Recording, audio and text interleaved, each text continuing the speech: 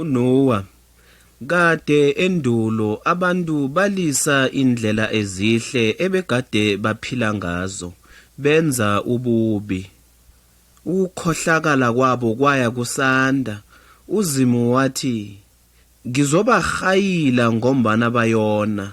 Begade amunye tere umuntu obegade ahlonipha uZimu. Izinyo lakhe kade kunguNoah. uZimu wathi kuye, khamba uyokhuluma nabantu ubatshele bona ngizothumela isihluku esikhulu kwamambala kibo. Ngizothumela ikukhulamungu ekulu ezobhibha iphasi lonke ngombana bakhohlakele. Batshele bona bahlukane nendledlana zabo ezimbi balandele uZimu. Yeke uZimu wathi kuNoah, yakha umkhumbi omkhulu ube nenkunjana eziningi ngaphakathi, kuthi lokha ikhukhulamungu isiza ungene ngaphakathi nesapho lakho uzaphuluka. uNoah wathoma ukwakha umkhumbi. Njalo bephele abatshele ngekukhulamungu ezako, baphele bamnyefule bamhleke. Baphele basiya ngendledlana zabo ezimbi. Akhange babe nakho ukuzikhalimela, akhenge babe bachuguluke. Ngemva kwalokho safika isikhathi sekhukhulamungu. uZimu wathi kuNoah, buthelela isapho lakho nomparana wayo yonke imfunda yembanda, ungene nayo ngemkhunjini ngomnyango. Ahake bezweke. uZimu wavala ibadi. Ngemva kwalokho lana uluka izulu. Bonke ekade bamhleka bamgwara baziphosa phezu komkhumbi, balinga ungena, bawelela bathi, Noah, sivulele singene hle. Kodwana waphendula wathi, sekuphelile. uZimu nguye ovalileko ibadeli. Amawethe abhibha iphasi lonke, abantu bonke baminza. Kodwana kwaphuluka uNoah nesapho lakhe ngombana bebangemkhunjini. Ngitsho namhlanje sinje abantu abanengi balandela indlela yesono.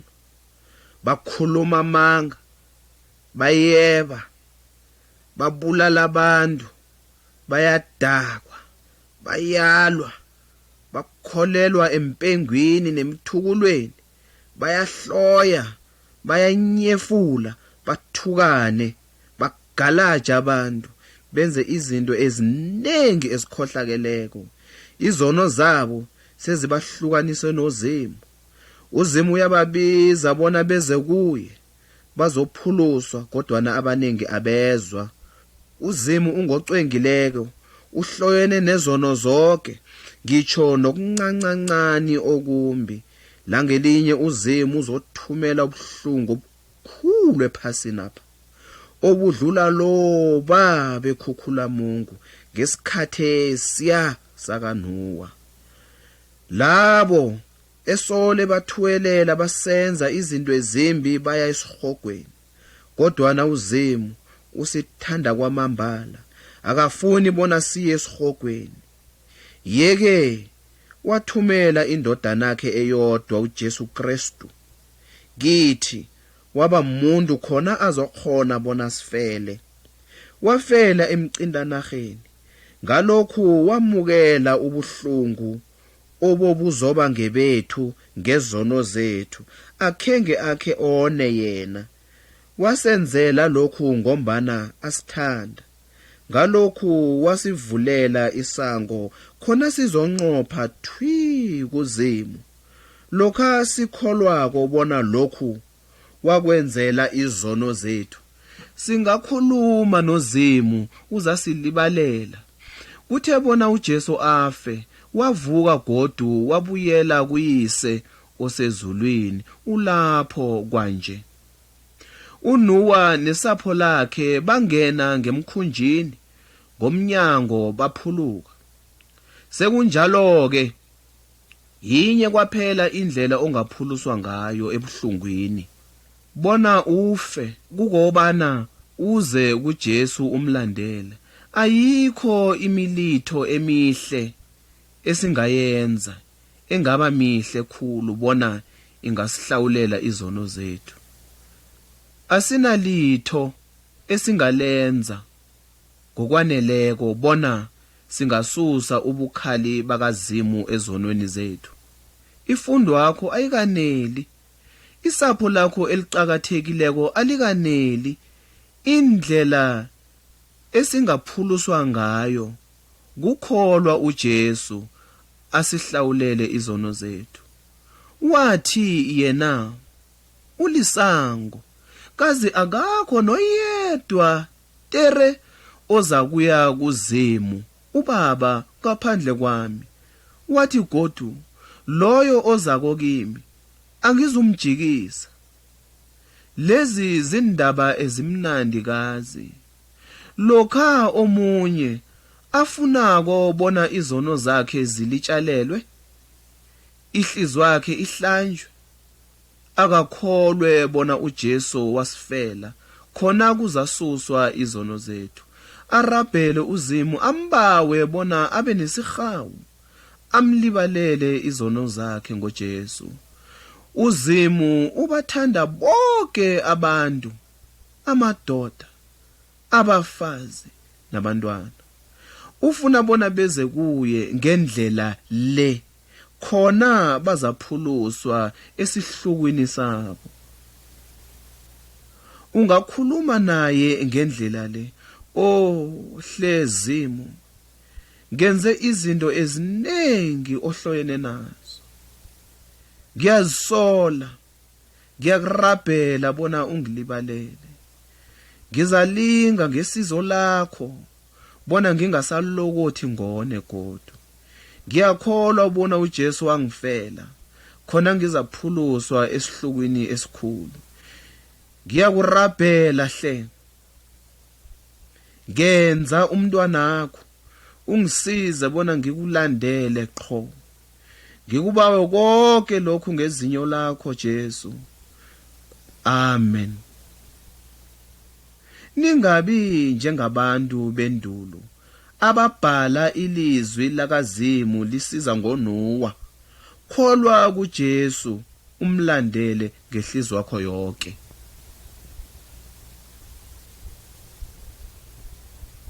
Ukubunjwa kabutsha. Bangani bami, siyazi sonke bona siyona. Aloke sithuwelelani ngokona na? Asikhanuki ukona. Ingombana singakhoni ukuchukuluka. Siyalinga ukwenza okulungileko kodwa nasiyabhalelwa. Senzwa ngombana sinenhliziyo ezimbi ezonako. Mhlamunye weba into ngesandla sakho, akuzukusiza litho ukusiqundula isandla sakho. Ungahle webe godu kusasa. Ukweba kuvela ehliziyweni nakho, kwamambala kuvela ngaphakathi ingasi esandleni sakho. Aloko sekunjalo-ke, ngaso sonke isono, lokha izandla zakho zinensila, ungazihlamba ngamanzi zihlambeke. Aloke ungayihlamba ihliziyo yakho ngamanzi ihlambeke na? Awa. Namtshana ungahlamba kanengi kangangani uzaphele wone. Wake wasibona isibandangwe enithi yingwe mabala na? Sinamabala emzimbeni aswapha. Aloke singawahlamba asuke na? Khani siwahlambe kanengi na? Awa. Aloke senziwa yini singanamandla wokuwasusa na? Ingombana akhenge anamathiselwe ngesandla emzimbeni aso. Aqubuke ngaphakathi kwaso isibandangwe ingwemabala. Angekhe sakhona ukuwasusa, kubunjwa kwaso. Yeke sekunjalo-ke nezonweni zethu. azikho ngaphandle. Ubumbi esibenzako butshengisa ubumbi obungaphakathi ngenhliziyweni zethu. Aloke singazichugulula njani inhliziyo zethu na? Abantu abaningi bathi lisa izinto ezimbi, ibe abasiphi amandla wokuchugulula inhliziyo zethu. Isibandangwe singafana nenkomo na? Singatsho sithi kusukela kwanje ngizogoma utshani kwaphela na? Awwa, ngozimu kwaphela tere ungachugulula isibandangwe. Sekunjalo-ke nakithapha, angekhe sathi kusukela khathesi sizakwenza okulungileko. Kazi nguzimu yedwa ungachugulula inhliziyo zethu ezonakwezi azenze zilunge. Amezwi ethu amambi avela ebubini obungenhliziyweni zethu. Imikhumbulo yethu emimbi ivela obubini obungenhliziyweni zethu. Lokha isebi sisegiswako mhlamunye singalisa ukweba. Kodwa ngubani ongahlukanisa ihlizwaso nokweba na? Akakho noyedwa ongakwenza lokho. Mnganami, nginendaba zakho ezimnandi. Munye tere ongasusa ubumbi obungenhliziyweni zethu angazenza zibe zihle. Loyo yindodana eyodwa yakazimu, izinyo layo nguJesu Kristu. Inamandla wokupha omunye nomunye wethu ihliziyo etsha nehlanzekileko. Ngayo sizaba netshisakalo yokwenza okulungileko, kodwa ngaphakathi kwayo kuzavela izinto ezilungileko kwaphela. uJesu ufuna ukuchugulula inhliziyo zethu khona nje. Akusahlongeki bona ulinde. Ngizakutshela bona wenzeni. Zibike kuye izono zakho ngasinye ngasinye, ugaduke kizo. Yewuzwe ubuhlungu ngazo. Mbawe uJesu bona achugulule ihliziyo yakho ayenze ilunge ibe yihle. Mbawe bona athele umoya wakhe olungileko ngaphakathi kwakho. Uzakwenza uJesu lokha nawe ungagaduka ebubini, umthembe, ukakarele kuye. Ufuna ukuba neqiniso lokuya ezulwini khona njena. Mhlana ufako nakungenzekako, bikela uzimu izono zakho ngasinye ngasinye, umbawe bona akulibalele, ahlambe ihliziyo yakho. Lokha uthandazako kuzimu ngendlela le, uzakusiza. Uzathela umoya wakhe ocwengileko ngehliziyo yakho, ahlale nawe, khona uzakusiza. Khona kuzakuthi nakufikako isikhathi sakho sokufa, ungahlunguphazwa. Uzakuya sube ezulwini, lapha uzakuba nobuphilo obukarisako obungapheliko. Langelinye uJesu uzokwiza ephasini apha. Mhlokho uzachugulula imbandangwe, ngitsho izingwe mabala, bona zingasalokothi zigome inyama, kodwa nazizagoma utshani njengenkomo. Abantu ngekhe basazisaba. Lokhu kuzaba yinto ekarisako kwamambala. Ngalokhu uyabona bona uJesu unamandla njena. Ukuchugulula isibandangwe kuyinto enkulu, kodwa ukuchugulula ihliziyo yomuntu kuyinto enkulu ngaphezulu. Ukwesaba ukufa. Bangani bami, ngizathanda bona khe ngikhulume nani. Mhlapha ngahlangana nomngani ogade ngamgcina. Sisakhuluma wangibuza bona kuyini ngingambathi litho emkhonweni, ngibophe namtshana ngayini esapengu? Wathi, awusabi okungahle kwenzeke na? Ngathi, awwa, angisabi. Ngizanitshela bona ngathini kuye. Zimbili kwaphela izinto ongazisaba ephasini apha. Into ongayisaba qangi ivela kuZimu, enye ivela kuSathane. Thina maNdebele siyamsaba uSathane, siyakusaba ukufa. Akusinjalo na? Iye, kunjalo. Lokha umntwana nagulako sihlaba imbuzi, siphahle ngombana sesaba. Sisaba izinto ezinye ezinengi ngombana sisaba ukufa. Ukusaba okhu kusibophile, sekusenze njengemphofu ezingaboniko bona ziyaphi. Sikhamba lapha kunzima ebumnyameni. Ukujaye lokhu kuvela emangeni kaSathana, ungubabakho konke ukukhohlakala. Usiluthile, usenze bona sigidingise impengu, siphahle abezimu nezintweni ezinengi ezingusingazimu. USathana selasenze izembamgodi zakhe, ufuna bona silithele yena.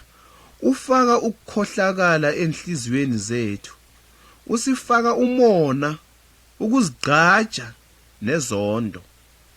Usenza bona sirarane nabantu, usenza siridile sibhale bona sikhalwe ngabaziko. Usenza sikakarele enkanukweni nezintweni zephasi, ezizinto ezimbi esizikarisa ngazo. Usenza bona sikhanukele ukusela izinto ezibukhali, cangi kancancani kwamvasisele khulu, ngombana asazi kuhle bona zizasirhorhela ezonweni. Uyasilibazisa khona sizakuthi ukuhlobonga kuyinto encane, namtshana ukuthatha abafazi abanengi. Usenza bona sebe okuncancani, sibone sengathi kulungile ukweba. Ukhwaya amanga, namtshana sihlobonge singabonwa ngasese. Usenza silibale bona uZimu usiqalile, uzibona zonke izono zethu, ngitsho nalezo esizenza ngasese. Ngalokhu nangamaqhinga amanengi uSathana ufaka ubulibazi nokusaba kithi. Sidlumbana bona kuhle ukumsalemva, kodwa nalokha simlandelako ungubabakho konke ukukhohlakala. Mhlana sifako sokuya endaweni yakhe, leyo yindawo yomlilo. uZimu umabele yona uSathane. Akafuni ukurubarubeka lapho ayedwa. Ufuna sonke sirubarubeke naye, yindawo leyo afuna siyisabe. uZimu wamambala unamandla ngaphezulu koSathane. Ufuna sisabe kwamambala lokha singalaleliko amezwi kaZimu. uZimu uzihloyile indlela zakaSathane. Akakho umuntu ongakukhonza uZimu noSathana sikhathi sinye ngehliziyweni yakhe. Ukukhonza asiyinto ongayihlanganisa ngesizathwesi. Ukufa asiyinto ongayisabako. Sihogo somlilo ongasisaba ngemva kokufa. Indlela ongalisa ngayo ukusabokhu kulisa ukulandela uSathana. Lokha silandela uSathana sizele ukusaba kwakaSathana, kodwa na uZimu unamandla aphala uSathana. Lokha silandela uZimu angekhe samsaba uSathana. Ngisho namtshana ngayini okhunye, ngisho nakho ukufa ngokwakho angekhe sakusaba. Bangani bami, lokha ufuna ukulandela amezwi kaZimu, khohlwa indledlana zakaSathane. Kholwa kuJesu, indodana eyodwa tere yakaZimu. Wasithanda, wasifela, waphalaza ingazi zakhe bona ahlawulele thina izono zethu. Lokha ukholwa kuJesu, uZimu uzakulibalela izono zakho. Uzathela umoya ocengileko ehliziyweni yakho, uzahlala ngaphakathi kwayo. Uzakusiza bona uhloniphe amezwi kaZimu. Uzakusiza bona ukhambe endleleni kaZimu. uJesu uzakhamba nawe endleleni kaZimu.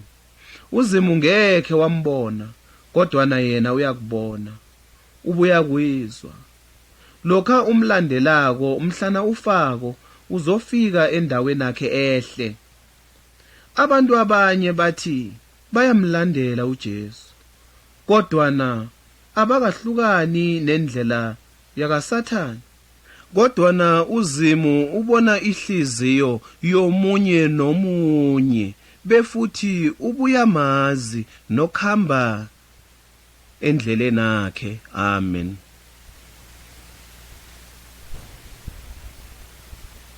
uKristu ungumahluleli lethu namtshana ulivimbela lethu. Bangani bami, ngizonibuza umbuzo naku. Kuyini ikolo na? Mhlamunye ninempendulo ezinengi ezahlukeneko, kodwa na yinye kwaphela ipendulo eliqiniso. Ibibulula kwamambala, ivela encwadini kaZimu. Ikholwa ngiloyo okholwako bona uJesu Kristu yindodana kaZimu, okholwako bona uZimu wathumela uJesu ephasini apha bona azosifela izono zethu sonke, okholwako bona uJesu wavuka kwabafileko ngemva kwelanga lobuthathu, okholwako bona ingazi zakaJesu zinamandla okuhlamba isono enhliziyweni zabo bonke abamkholwako. Kukhona godu into eqakathekileko eyodwa ngile, ukuba likholwa lamambala. Kujamele umthandaze, umrabhele uZimu, umbawe bona izono zakho zihlanjwe ngengazi zakaJesu. Ngesikhathi so umoya kaZimu uzakuhlamba ungene ngehliziyweni yakho. Lokho kutsho bona uJesu selahlala ngaphakathi kwakho. uJesu uzakusiza bona usale isono. Nebe awukakholwa bona uJesu uzihlambile izono zakho, awusilikholwa lamambala. Mhlamunye uzitshaya sakholwa, nabanye godu abantu bangaphele bathi ungilo. Mhlamunye ukwenzile lokhu, godu ubulingile nangamandla akho bona umlandele uJesu, uhloniphe namezwi akhe. Nakanengi phele ulinge nokwenza okulungileko, kodwa na ubhalelwe wenze okumbi. Uyona lapha khunye abe uzwa nobumnandi bomthandazo nokufunda ilizwi lakaJesu. Ubuphilo bakho abufani nebekholwa hlangana nabantu. Mhlamunye abo ubatsheli abantu abanye ngoJesu. Unjengebone elicimileko, ihliziyo yakho ayimdumisi uZimu ngokungapheliko. Kuyini abantu abanye bangaboni bona iNkosi uJesu ihlala ngaphakathi kwakho na? Kuyini ungabi ngufakazi hlangana nabantu na? Banakwethu, nani bodadewethu, izindwezi azingenzeki. Kuyini nibe njena? iBhayibheli lithi, ingombana nivumela isono sichagale ngenhliziyweni zenu. Isono sakho singaba sinye, zibe zinengi, mhlamunye nje awumthembu uJesu sonke isikhathi, lokho kusisono. Nithi akukhoneki ukuhlukana nesono. Nginiphathele indaba ezimnandi. Kubulula kini bona nimthokozise uZimu. Nawulikholwa lamambala uJesu uhlala ngaphakathi kwakho. Lokha umvumelako bona akwaluse abe yinkosi yakho, uzakwenza ubuphilo bakho bube buhle. Kuthe bona uJesu afe avuke godu, watshengisa amandla akhe amakhulu kwamambala. Wakubhalela ukufa noSathane nesono. Lokha uJesu ahlala ngenhliziyweni zethu, ukhona ukusenza bona sibhalele isono. Nasimthandako uzasenza bona sigaduke esonweni. Abekukafaneli nangamandla bona silandele inkanuko zethu besimodze ngesonweni. uJesu angabulunga inhliziyo zethu nemikhumbulo yethu kuhlanzekile. uJesu akafuni bona sihloye abantu abanye. Namtshana sibe nomona, akafuni bona sirarane. Ufuna bona sibathande, kulilize babambi kithi. Akafuni bona sibe nesicasucasu. Endaweni lokho ufuna bona simnyamezelele. Phela kuthi namtshana sisebudisini nemahlungwini sifumane ukuthula ngaye. Endaweni yokuyeketha uzasipha ukuthaba. Uzasisiza bona sihloniphe ilizwi lakaZimu. Ufuna bona abe livimbela lethu. Nesimkholwako uJesu uzaba ngikho konke esifuna abe ngikho ngombana unguZimu. Banakwethu, angekhe sazenza thina abalungileko. Ngekhe sayithobela imithetho kaZimu ngokwethu ngamandla ethu. Ngeze samlandela uJesu ngamandla ethu. Simthembile uJesu bona ahlambe inhliziyo zethu. Asimthembeni godu bona asibuse. uJesu wafela izono zethu. Aloke inkanuko zethu zokwenza isono azife. uJesu wavuka kwabafileko. Selasiphe nathi ubuphilo obutsha. Ubuphilobu busemoyeni nakhe. Ngamandla akhe womoya wakhe singaba makholwa hle. Namtshana kunini nasonako usithembisile bona uzasilibalela. Lokha sizibikako kuye izono zethu besigaduke kizo, kujamele simbawe msinyazana bona asihlambe. Simthembe asenze siqine, singabe sisona godu. Nesingabuyela godu msinyazana ezonweni zethu, kutsho kuhle bona asimlandeli uJesu. Nesingafuniko ukumlandela ngenhliziyo zethu, naye akazusamukela. Asingaluthwa, asinikele inhliziyo zethu zonke kuJesu simlandele. Lokho simthembako uzasipha ukuhlula isono. Asithembeni uJesu asiphe ukuhlula isono sonke isikhathi.